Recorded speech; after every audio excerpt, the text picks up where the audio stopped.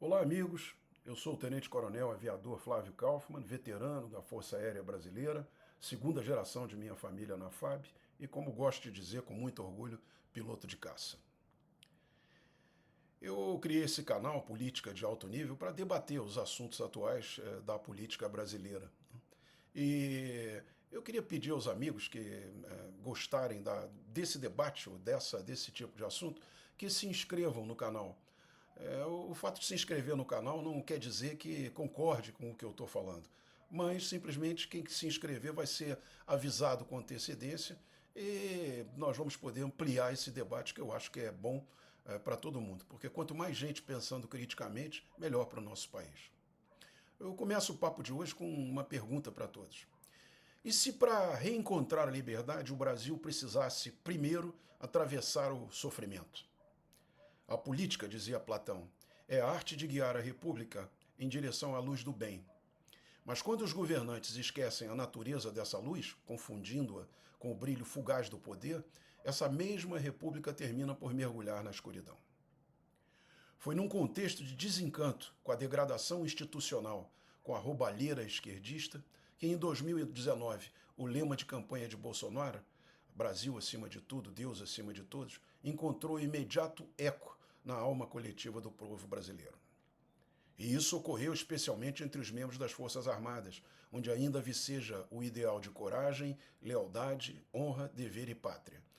E entre as pessoas de fé, que acreditam na valorização da família como célula máter da sociedade. A mensagem de Bolsonaro, independente de sua têmpera mercurial, desde o princípio se distinguiu profundamente da retórica petista, cuja narrativa sempre ameaçou esses pilares em nome de uma coletividade abstrata e tutelada pelo Estado. O lema de Bolsonaro não era apenas um slogan político, mas uma súmula emocional do que a sociedade ansiava reencontrar: um sentido de grandeza nacional, uma ética transcendente e uma ordem moral que servisse de antídoto ao caos, à desonra e à desonestidade. No entanto, após 4 anos de um bom governo de Bolsonaro, Lula, sobre o qual pairam ainda inúmeras sentenças condenatórias por corrupção, anuladas por uma filigrana jurídica e não por inocência comprovada, retornou ao poder no bojo de um processo eleitoral manipulado pelo STF. E ele trouxe consigo não o bálsamo da conciliação, mas o peso denso da discórdia. Onde antes se procurava reconstruir pontes, ele ergueu mais muros.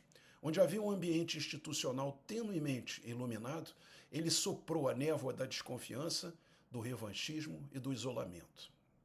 Com sua retórica voluntarista e seu projeto comunista, provocou o antagonismo da maior potência do planeta, os Estados Unidos da América.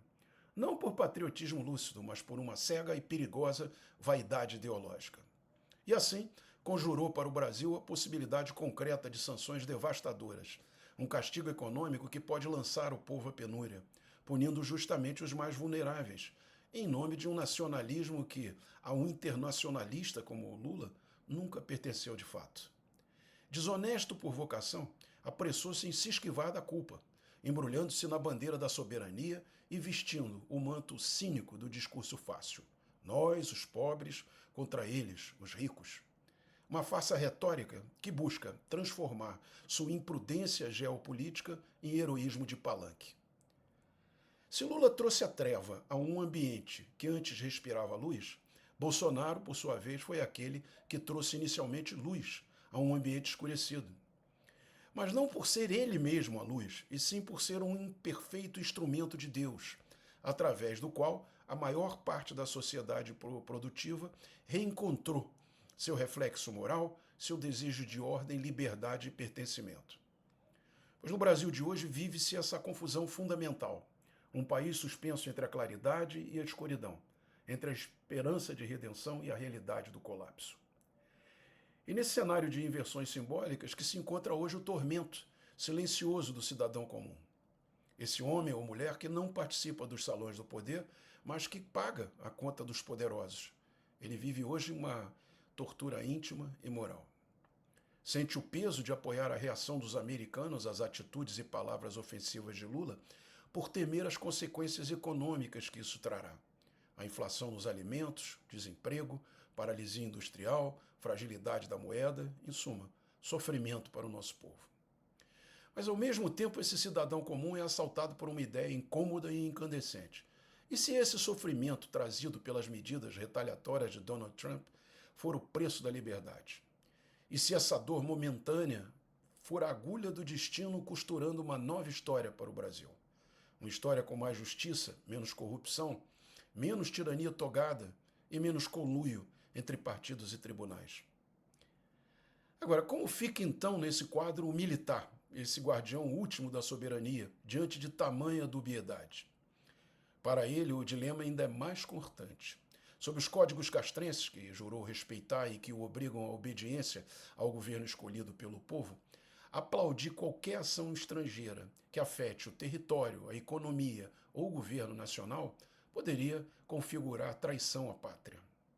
E, no entanto, o mesmo militar é também cidadão, pai, patriota e não ignora que o inimigo hoje pode vestir farda institucional, toga politizada ou paletó ministerial. Como conciliar o dever com a verdade, a lealdade formal com a consequência moral? Seria trair a nação ou, ao contrário, redimi-la, apoiar, ainda que em silêncio, uma correção externa que venha por fim ao ciclo da opressão interna? Diante desse abismo, o militar se vê dividido entre o estatuto e o espírito, entre a cruz e a espada, entre a obediência à forma e a fidelidade ao povo.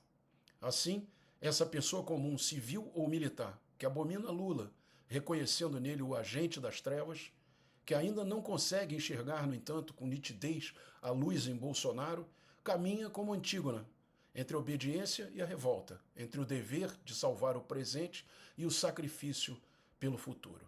Ele se angustia, mas não desiste, se curva, mas não quebra. Na encruzilhada simbólica onde a alma do Brasil parece se debater, dois caminhos se delineiam como trajetórias opostas do mesmo drama histórico.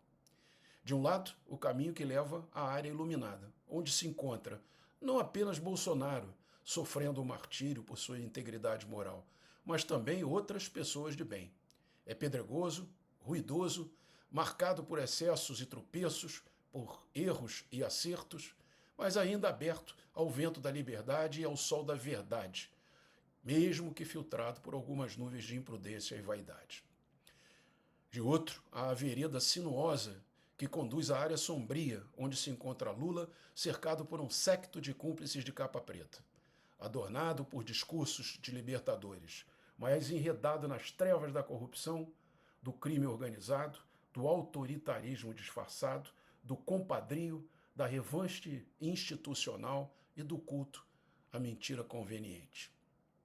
O caminho mais árduo clama por desprendimento moral, mas acena com a liberdade. O outro, mais fácil, seduz com as promessas vazias desse falso arauto, mas termina na escravidão. Paradoxalmente, no entanto, talvez seja justamente esse tormento, essa agonia ética, que mostre que ainda há esperança. Porque onde há consciência do mal, há ainda a possibilidade do bem. E onde há reconhecimento do erro, ainda pode voltar a brilhar a centelha da justiça. O Brasil talvez precise caminhar por esse vale sombrio antes de retornar à luz. Benjamin Constant dizia que o povo é o verdadeiro guardião das instituições. Pois chegou a hora de que cada brasileiro digno assuma seu posto, não com armas, mas com a consciência desperta, a coragem moral e a recusa firme à tirania. Não há treva que resista à marcha de um povo que escolhe retornar novamente à luz. Muito obrigado.